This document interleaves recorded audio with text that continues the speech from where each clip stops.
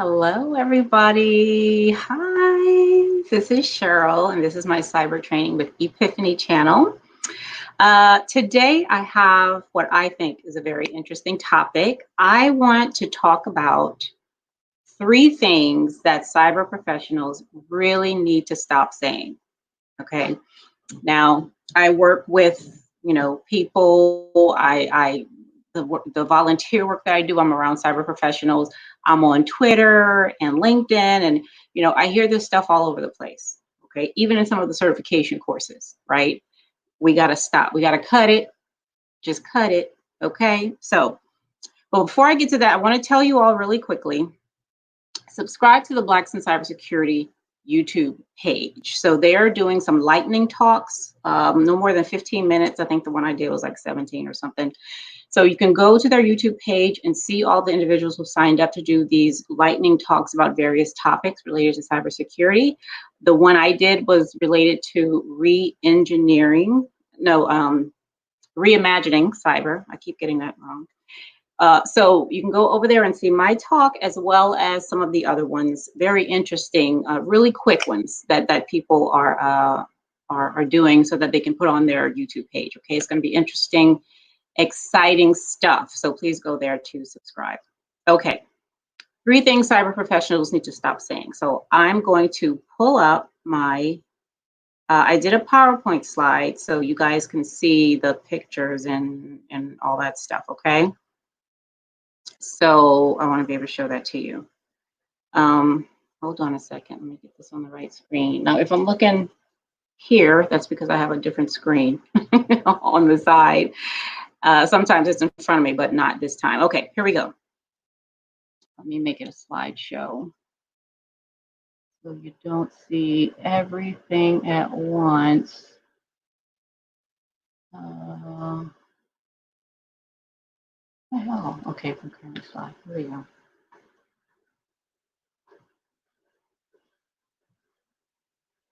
I had the toughest time with this doing a Zoom, y'all, the other day. It was crazy. You think I never used this before. Okay. 3 things cybersecurity professionals need to stop saying. Number 1, users are the weakest link. Please. Somebody said this on Twitter most recently. I read this, hear this, on TV shows, at work, all over the place. Users are the weakest link. Please stop saying this, okay? Because it's not true. Well, it's not that true, okay? It's not the only truth. Let me say it's not the whole truth. Let's say it that way, okay? And why do I say this? Well, you can read statistics. You can go find some stuff, and it'll tell you in 1,000 different places that employees and users are the weakest link, and are the main reason why breaches happen and all that. That may be absolutely 100% true. However, when you look at the major breaches that have happened, like where millions and billions of people's information have been taken, okay, look at what the cause of it was. Okay, you got 2019 Facebook, 540 million people. Facebook said the reason for that breach was 3 different bugs, okay, which opened an enormous hole and allowed hackers to come in, all right? 2018 Marriott, 500 million people. Now they say they're not sure how it happened, but the attack went undetected for years. That's like somebody breaking in your house, okay? And you move out, okay, and other people are now in there. It's 3 years in, and the thief is still up in there, watching TV, ordering pay-per-view, eating people's food, taking money out of your wallet, after the breach done happened initially, okay? 2017 Equifax, 147 million people. Equifax said that it was a failure to patch. It was patching, okay? They had nothing to do with me or my password, okay? And I say this because we have to stop saying users. Oh, look at this one. Causes of the OPM breach. Look at the various causes of the OPM breach. Failure of leadership to prioritize funding for cyber. Lack of leadership and managerial structure to implement reliable policies, right? That administrative part, okay? Failure to implement critical basic safety measures like two-factor authentication, insecure architecture, failure to meet FISMA compliance requirements. That's got nothing to do with me clicking a phishing link, okay? So what I'm saying here is, it's not that users are the weakest link. Wherever you have a human being, you got humanoids at every single level of this model here, of this OSI model. You got somebody here, the physical layer, the data link layer, network, transport, session, presentation, application. You got humanoids, all them levels. Wherever you have a heartbeat, you have a potential weak link, okay? That's what we need to be saying, okay? Because it's not helpful, and I've said this in another video. It's not helpful when you keep telling users, y'all the weakest link, y'all the reason, y'all clicking on this and that, you know, let's stop that. Okay, just stop it. Listen, there is enough accountability to go around, is what I'm saying. There is enough accountability to go around. That doesn't mean, accountability doesn't mean blame, okay? Accountability is where you have the power and control to do something else, okay? Users have the power and the control to do something else, something other than what they may be doing to create a vulnerability in the organization. Programmers have the power and ability to do something else that may be making their organization vulnerable. System administrators have the accountability, have the power and the ability to do something. Do you see what I'm saying here? Wherever you have a heartbeat, okay, you have a potential weak link. That's all I'm trying to say here, okay? Number 2, people are an organization's greatest asset. We got to stop saying that, because that ain't true. That's not what they mean when they say that. What they mean is labor is an organization's greatest asset, okay? And I believe this is on some of the higher level, like managerial certifications, okay, like CISM and CISSP and all that stuff, okay? You know, people are an organization's greatest asset. Oh, they said I'm the greatest asset. That's not what they meant, okay? Your blood, sweat, and tears is what they meant. Because now this is something I discovered in my last job, right? I was doing some work on knowledge risk assessment, okay? So I ended up finding and it was in a federal agency. I found the report that the federal agency sends to Congress to let Congress know, you know, we're doing what we're supposed to be doing with these appropriated funds. Well, in that, they had a list of assets and they had a list of resources, okay? Come to find out, I was shocked by this. Okay, like I really was. Leadership, okay, the people who get these, what you call them, golden parachutes and shit when they mess up organizations, they're the assets. Okay, they're the ones that get headhunted. They don't go on Indeed looking for jobs and stuff, okay? They are the assets, the leadership, the very high level, high paid folks, all right? You, okay, if you're not on that list, you're a resource, which means you're expendable. You leave, I can just get another one up in here. All right, because it's not all the people, okay? It's just those at the top that they mean, okay? But what they want from you and me is labor. That's what the greatest asset is. And this is interesting because I had this conversation with one of my friends a couple of days ago, right? And I asked him when we talked about that. So this is a picture of a cotton plantation in Mississippi. I asked him, I said, if you go to the owner of a plantation and ask him what his greatest asset is, you're gonna hear two things: the land and the people. Okay, he probably gonna call them people, all right? But it's the labor, right? That's the asset here. That's the thing that, so the way you define labor is the same way you define work, okay? It's physical and mental energy used to produce something, all right? That's what it is. Listen, if the organization, a lot, and I'm really talking about organizations that are like hierarchies, like bureaucracies, you know, those not some of the more like the teal organizations that actually do value people, okay? I'm not talking about those. I'm talking about ones that, you know, the typical bureaucratic organizations and organizations like that, okay? So that's what it is, okay? And once you're done, once you're tired or you retire or whatever, you know, they get somebody, gets more labor in there, okay? So I'm saying to stop saying it because it's not what you think it means. It's not true, okay? This is what we can say though, you know, if we try to work our way to that, is that connection is our greatest asset. That's what organizations can say once they get their act together, okay? Because there's all kinds of research and all kinds of stuff about connection, right? And how it builds wealth, but not just financial, social and environmental, as well as organizations better able to adapt. They mature and they grow. And I have good depth here, okay? Because, you know, at some point, the organization, you know, is going to die, you know, or be reborn as something else, right? But good connections, you know, just like it's like an environmental thing, it's a natural thing, right? Like that's just what happens. And if you look at the phases of an organization, you'll see it's the same phases of a human being, right?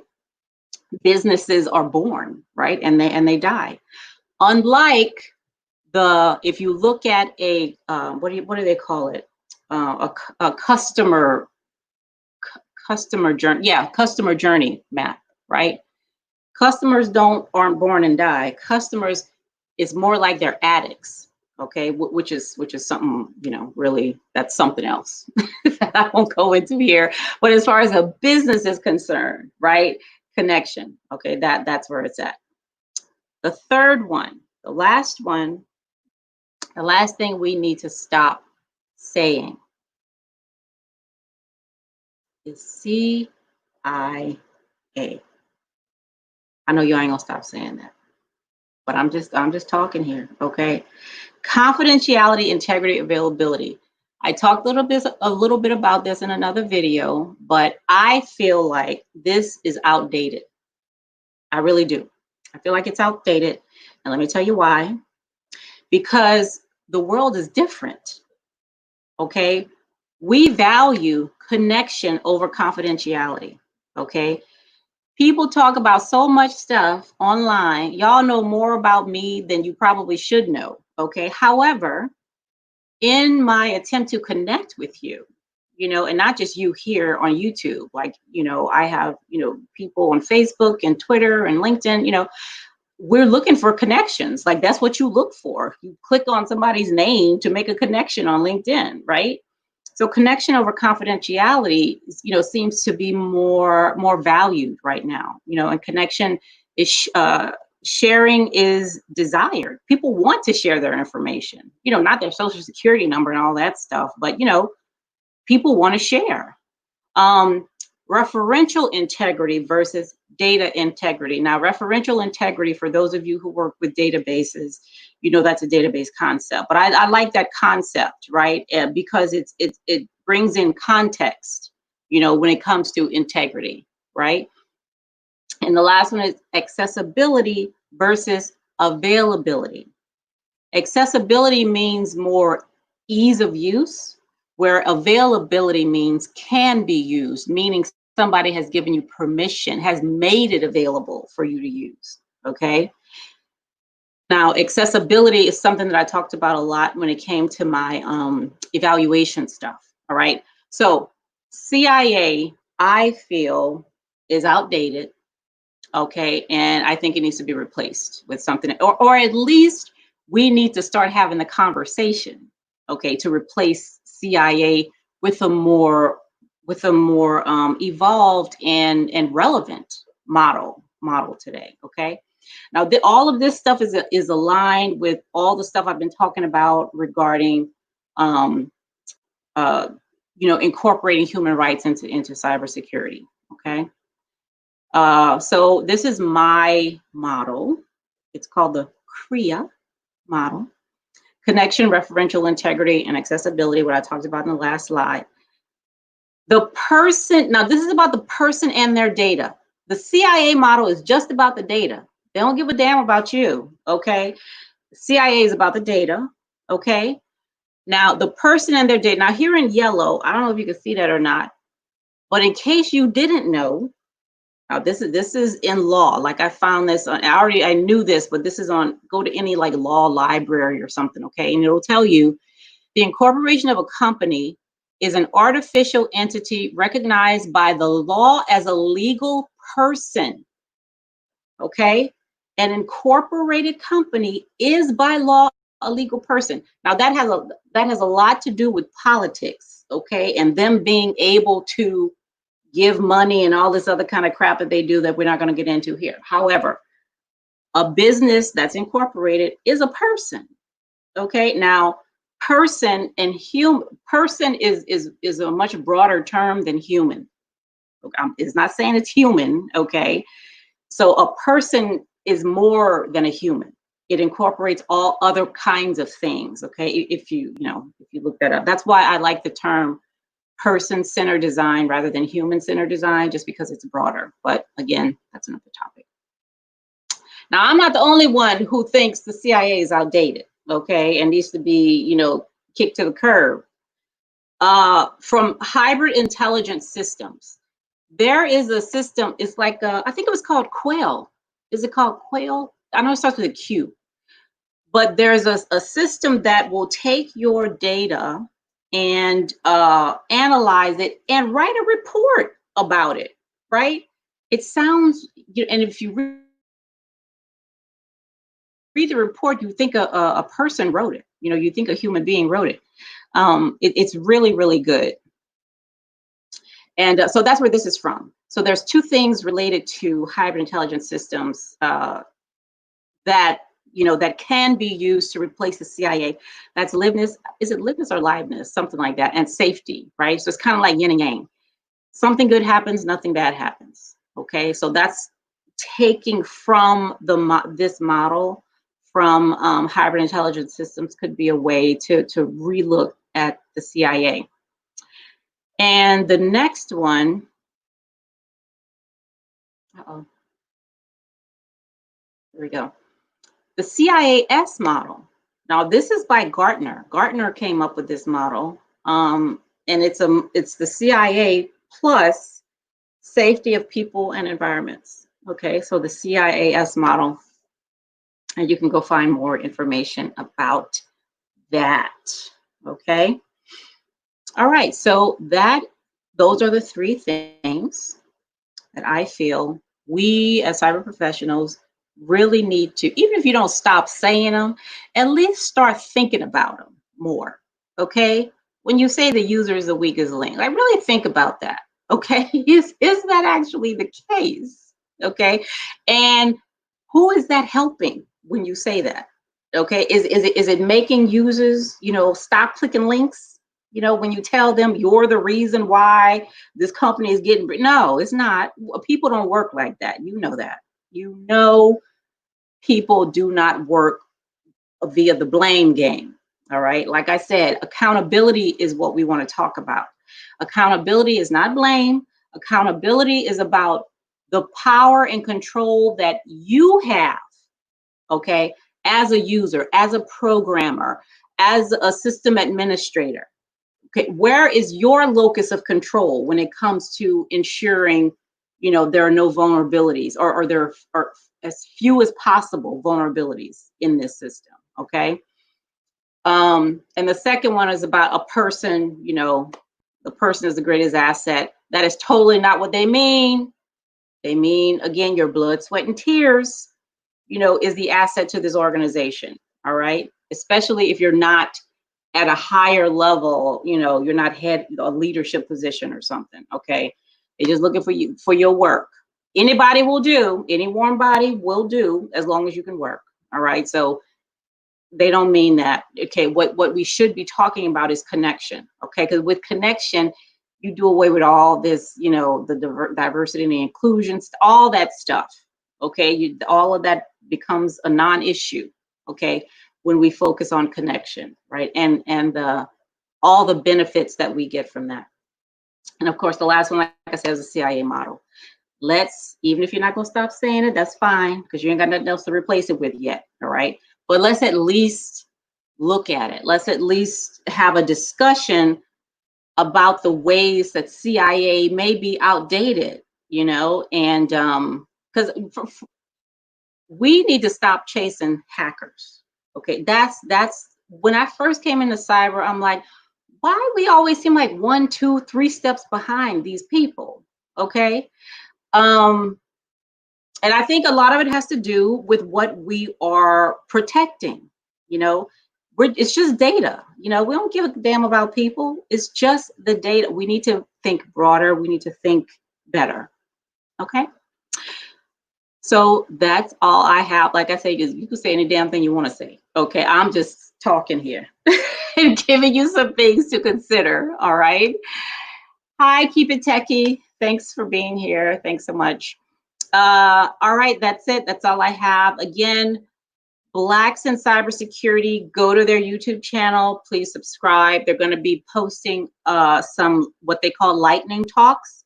Okay, my talk is there right now, but I know they're going to be posting more later. So if you're not subscribed to Blacks in Cyber, please do that. If you're not subscribed here to Cyber Training with Epiphany, please do that. And I will see you back here next time. Bye.